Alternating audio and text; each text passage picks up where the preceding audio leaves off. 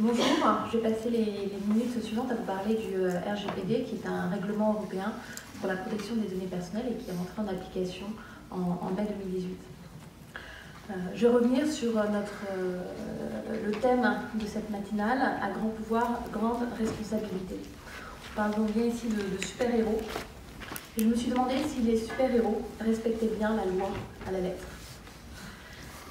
Attention, ceci n'est absolument pas une incitation à la désobéissance. Mais ce qui est intéressant chez les super-héros, d'ailleurs tous les héros de la mythologie, les super-héros, tous les héros, c'est qu'ils reviennent très souvent à l'esprit de la loi.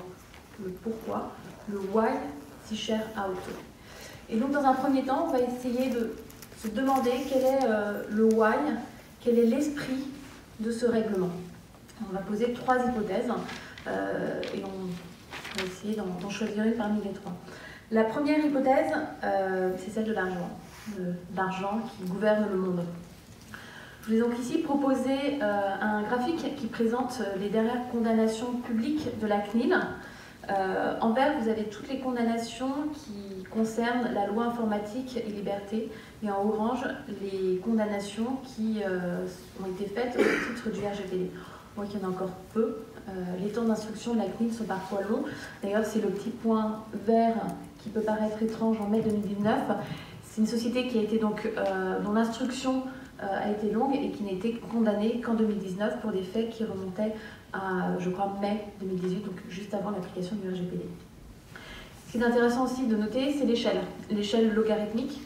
On a en 2017 des condamnations donc, au titre de la loi informatique et liberté qui sont de l'ordre de 1 000 euros. Et on a celle de Google qui est donc le point tout en haut, qui est de l'ordre de 50 millions d'euros. Et donc, on voit qu'il y a que l'échelle des condamnations est sans commune mesure par rapport à la loi informatique et liberté. On pourrait donc penser que le RGPD a été mis en place pour combler le trou de la sécurité sociale. Ce n'est pas le cas. En tout cas, ce n'est pas l'esprit de la loi. Cependant, il faut montrer, c'est un sujet qui est important, ne serait-ce que d'un point de vue financier, pour éviter d'avoir de telles condamnations. Voilà. Donc nous ne retiendrons pas cette première hypothèse. La deuxième hypothèse, c'est les GAFA. Est-ce que le RGPD est une croisade contre les GAFA? On pourrait penser que c'est le cas avec la condamnation de Google. Parce que quand on voit les autres sociétés qui ont été condamnées, comme Sergic, Active Assurance ou encore Union Trade, personnellement, je ne les connaissais pas. Et ce ne sont pas des GAFA. Et on voit que dans la loi informatique et liberté, on avait des sociétés comme Uber, mais d'autres comme Bouygues Telecom. Vous n'avez pas les noms des autres sociétés, puisque la CNIL, au bout d'un an, supprime le nom des sociétés pour les condamnations publiques. On peut donc renoncer à cette deuxième hypothèse, la vengeance contre les GAFA, le David contre Goliath. On est tous sur un pied d'égalité et on est donc tous concernés par ce règlement. Nous allons donc explorer la troisième hypothèse. La troisième hypothèse, c'est finalement un règlement qui est au service des citoyens. Pour ça, je vous propose de revenir un petit peu sur le contexte de ce règlement, sur l'histoire de la CNIL. Au sortir de la Seconde Guerre mondiale, les Français restent traumatisés par le fichage. Et quand en 1974, le gouvernement a comme projet de créer un numéro unique pour chaque citoyen qui va permettre d'interconnecter les fichiers des administrations, cela déclenche un scandale et la création d'une autorité indépendante, la CNIL. Donc la CNIL a été créée initialement pour pouvoir faire le poids face à l'administration, face à l'État. Et la CNIL va continuer à avoir ce rôle d'autorité indépendante jusque dans les années 2000. Et en 2014, sous la direction d'Isabelle Falque-Pierrotin, qui était alors la directrice de la CNIL française, elle prend la direction des CNIL européennes et travaille sur une harmonisation de la protection des données personnelles au niveau européen. Et donc en fait le RGPD est clairement nourri de la vision française, de la compréhension française de la protection des données personnelles et donc nourrie de cette loi informatique et liberté française. Et c'est important parce que pour les citoyens français, la protection des données personnelles est importante. Si on prend une étude d'Avas Paris Baker McKenzie de 2018, 57% des Français feraient de plus en plus attention avant de choisir un produit à la protection des données personnelles. C'est donc plus la majorité des Français. Et je pense que c'est une hypothèse qu'on peut retenir comme l'esprit du RGPD, un règlement qui est au service des citoyens. Je vous parle du RGPD, j'aimerais peut-être vous détailler les points saillants de ce règlement pour comprendre qu'est-ce que ce règlement change et qu'est-ce que ce règlement a changé pour nous depuis 1 an et demi maintenant. Ce règlement, il est basé sur le respect du droit des personnes et c'est vraiment ce qui est au cœur de ce règlement. C'est-à-dire que si on va collecter des données personnelles, on va les collecter dans une finalité, dans un objectif précis, compréhensible, uniquement les données dont on a besoin. C'est-à-dire qu'on peut se poser la question, par exemple sur un site, pourquoi un site a besoin d'avoir notre date de naissance, alors qu'il a juste besoin de vérifier si vous êtes majeur ou mineur. Est-ce qu'on a besoin de savoir qu'un tel est né le 10 août On a peut-être besoin d'avoir uniquement sa date, son année de naissance. Donc la minimisation, une finalité donnée, une durée déterminée, c'est-à-dire qu'on n'a pas besoin de garder des données 20 ans, on doit collecter ces données que pour une durée très précise et qui va être cohérente donc avec cette finalité. Et évidemment, on doit avoir le consentement des personnes. Donc c'est un règlement qui se centre sur le droit des personnes. Il apporte aussi un concept assez nouveau, celui de la privacy by design, c'est-à-dire de la protection des données personnelles dès la conception. Donc au lieu de se dire « c'est un sujet que je traiterai quand je passerai mon produit en production », non, dès la conception, dès les spécifications, dès l'esprit du produit, on doit intégrer l'ensemble des mesures nécessaires à la protection des données personnelles. Et donc ça change énormément, notamment dans le travail de développeurs et de concepteurs d'applications. Je peux vous parler notamment de Snips, qui est une start-up qui s'est montée autour justement du Privacy by Design pour les chatbots.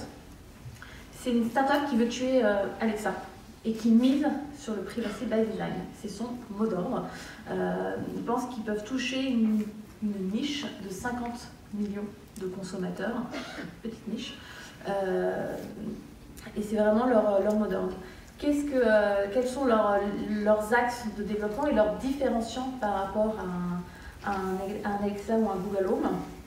Et ils font tourner l'analyse vocale et les algorithmes en local.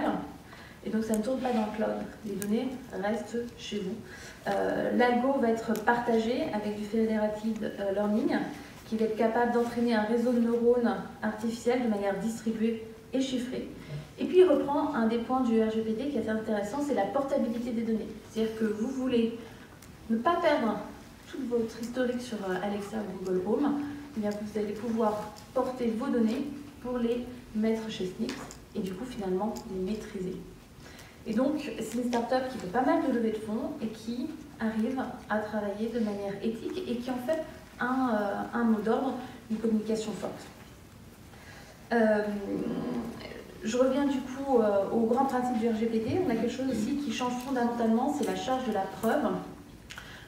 Avant, c'était à CNIL de montrer que vous ne faisiez pas, que vous ne respectez pas la loi. Maintenant, c'est à vous de montrer que vous avez respecté le RGPD. Et ça, c'est quelque chose qui est vraiment différenciant dans la manière aussi d'aborder ces sujets. C'est-à-dire que si on veut faire du privacy by design, on va devoir montrer, le tracé, qu'on l'a bien pris en compte et qu'on a bien pris en compte tous ces éléments dès la conception des données. Ça reste très théorique et j'aimerais aussi vous donner des exemples un petit peu plus opérationnels de ce que le règlement peut changer. Notamment autour de cet esprit de la loi. On a donc des outils qui sont proposés par la CNIL, des outils pour respecter le RGPD.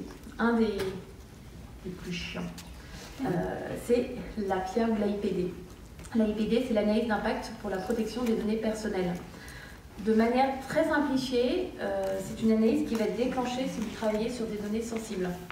Et donc vous allez devoir traiter un certain nombre de points et communiquer cette analyse à la CNIL. Quand on lit le truc comme ça paraît vraiment chiant. Ah ouais, cool, j'ai un truc administratif en plus à faire, merci la CNIL. C'est d'ailleurs ce que m'a répondu un client quand on lui a rappelé ses obligations, donc de nous donner cette AIPD pour commencer la conception et le développement de l'application.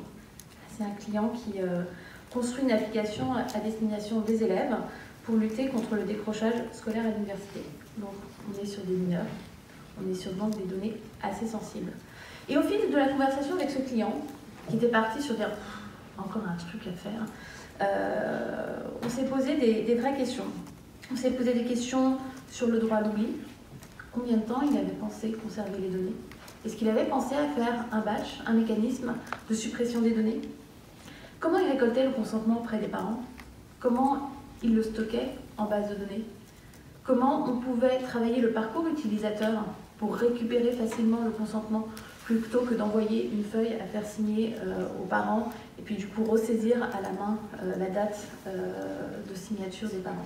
Et donc finalement, de cet outil, on est passé dans une démarche constructive qui a permis d'identifier un certain nombre de points qui vont permettre la protection des données personnelles donc dès la conception. C'est important parce que ces sujets peuvent être médiatisés et donner une image très délétère. On a une actualité récente qui l'a prouvé avec des associations de parents d'élèves qui ont dénoncé publiquement les dérives des technologies de surveillance dans des établissements scolaires à Nice et à Marseille. Et il est probable que cette communication négative, cette communication nationale autour de ces projets puisse y mettre fin. C'est dommage, puisque peut-être qu'avec un travail autour de la sécurité, de l'éthique de ces projets, aurait permis à ces projets d'aboutir peut-être différemment. Je vous ai parlé là de communication négative. On peut avoir aussi de la communication proactive, de la publicité sur ces sujets. Alors je vous ai pris l'exemple d'Apple, Apple qui est un peu connu pour être le chevalier blanc de la vie privée, en tout cas qui communique, qui fait de la publicité dessus. Vous avez ici une campagne d'Apple au CES de Las Vegas qui rappelle que ce qui est sur votre téléphone reste sur votre téléphone, qui sous-entend pas envoyé au FBI ou à des autorités américaines. Apple a... On n'y croit pas. Hein. C'est en tout cas le message qu'il veut faire passer et c'est important et ça fait partie de sa communication. Apple d'ailleurs appelle à une réglementation du type RGPD aux États-Unis. Ils ont aussi, lors des manifestations à Hong Kong, vous avez des policiers qui récupéraient les téléphones des manifestants et les déverrouillaient grâce à l'image du manifestant en face de lui. Et Apple a créé une nouvelle fonctionnalité qui permet de désactiver l'authentification par données biométriques. Et donc il s'est adapté aux besoins des manifestants et d'ailleurs Google l'a suivi en proposant la même fonctionnalité.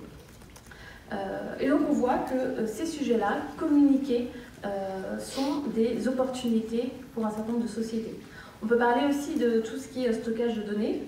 Le Made in France ou le Made in Europe peut devenir un point différenciant pour des fournisseurs de cloud. On peut penser par exemple à AOVH, où alors, je vous ai mis aussi une publicité de Microsoft sur l'hébergement des données en France. Et ce qui est intéressant dans cette publicité, c'est que Microsoft ne fait pas du tout mention du RGPD. Il ne parle pas du chapitre 5 qui traite des transferts vers les pays tiers. Et pourtant, il va donner confiance via cette communication.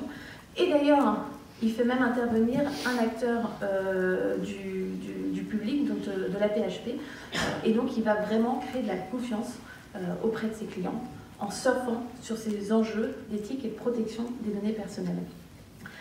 Alors, on est très sur le Made in France, le Cocorico, mais est-ce que le RGPD reste une lubie européenne, quelque chose qui est vraiment restreint à notre territoire? Ce qui est assez intéressant, c'est de voir que des États américains se saisissent de sujets similaires et que la Californie s'est dotée en juin 2018 d'un Consumer Privacy Act en s'inspirant finalement du RGPD et qui a été suivi par le Nevada. La Californie, c'est quand même un État qui accueille les pépites et les poids lourds de la data. Et donc, c'est vraiment intéressant de voir que ces États se dotent de projets de lois similaires. Donc la protection des données personnelles fait des petits. Il est évident qu'on va voir émerger de plus en plus de nouveaux modèles économiques autour de la protection des données personnelles. J'ai voulu cet exposé relativement court, je ne me suis pas attardée sur l'ensemble des points saillants du RGPD. J'aurais pu par exemple vous parler de parcours utilisateur pour clarifier l'usage des données. Et là-dessus, la CNIL a sorti des études assez intéressantes et la condamnation de Google en est un bon exemple. J'aurais pu aussi vous parler de minimisation des traitements dans la data science.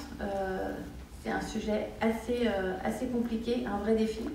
Mais mon objectif était plutôt de vous pousser, si ce n'était pas encore déjà le cas, à changer votre regard sur ce règlement, à vous attarder finalement sur la démarche plutôt que les outils, à revenir à l'esprit de la loi et à valoriser en fait, ces démarches d'éthique autour de la data parce que ça va être un vrai avantage compétitif. Pour résumer, si vous deviez retenir quelques points, n'oubliez pas donc de cartographier vos traitements, ça c'est indispensable pour la charge de la preuve et je ne ferai que répéter la CNIL sur ce point de vue-là. Pensez protection des données personnelles donc dès la conception, le privacy by design. Communiquez-le, soyez fiers de votre démarche, soyez transparent, c'est super important parce que ça vous permettra d'entretenir la confiance de vos utilisateurs. Donc pensez comme vos utilisateurs car cela compte pour eux. Voilà. Est-ce que vous avez des questions sur ce règlement ?